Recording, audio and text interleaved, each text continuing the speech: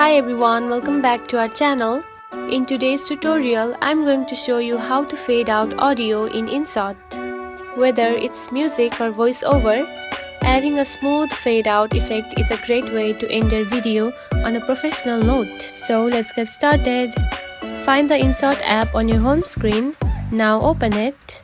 Tap on video to create a new project and select the video.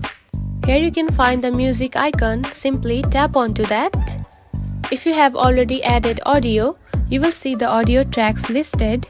And if you haven't added any audio yet, you can also add music or sound by selecting the music. Now tap onto the audio track you want to fade out. Here you can see the option of edit, tap on it. Now here you can find the fade in and fade out options. Now choose fade out or fade in, whatever you want to do with the audio.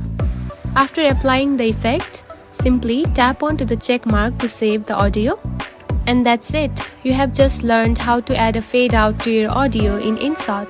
It's a small detail, but it can really make your video sound much more professional.